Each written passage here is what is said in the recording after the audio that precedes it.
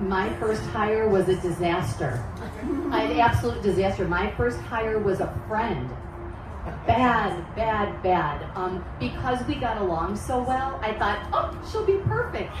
She was organized. She was terrible. She never stopped talking, and she never got her work done, and it was just a really bad hire, and so we had to part ways. And then my next hire, who was the best hire I ever made, never talked to me, and I would even say to Wendy, I think Lori hates me. She never talks to me. But she did her job perfectly, and she was the right person in that director of operations role. And so I just learned, you learn by your mistakes, and you just keep moving forward. So first hire, who is still my director of ops, was my friend actually. But we're total opposites. She hates spotlight, hates attention, total nerd, like. And we didn't probably talk a lot, but she was someone that I could trust. She kept reaching out to me, so she would help me with transactions behind the scenes before she became my director of ops. And she kept saying, I know, like as a friend, she's like, I know you're stressed out. Is there anything that I can help you with? She had another job, and I would say, I don't even know what it would be. And then it was paperwork at first. And so with the company I worked for, she would do the paperwork for me, and that was transaction coordinator. She got paid when it closed. So that worked. So then when I'm like, I don't know who to hire that I could trust with my business. She was already helping.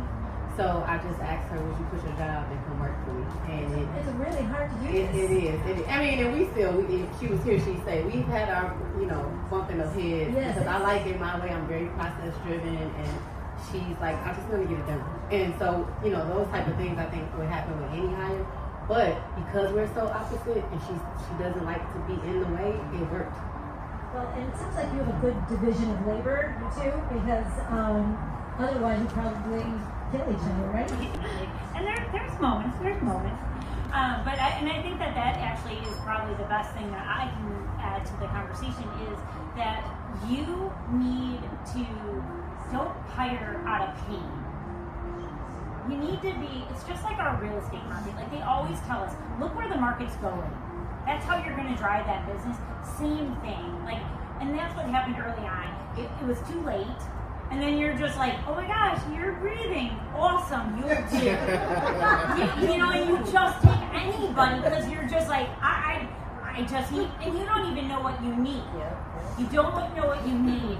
And so when, after a couple of bad hires, and Pete Economist owns our market centers, and I'll never forget, and he tells this story over and over. He's like, I was like licking my wounds because I lost another admin, and he's like, oh, that's so cute. You just thought you were going to just hire someone and this was going to work. And it really is a journey. But here's what it taught me. It taught me is, number one, I needed to know what I needed help with.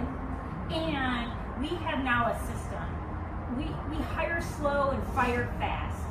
I literally put myself through college by waitressing. So if you've ever waitressed, it's called 86.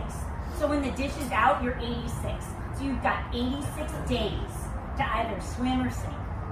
And so I've only taken that, but I had those 86 days laid out so that I know if this is working or isn't working. So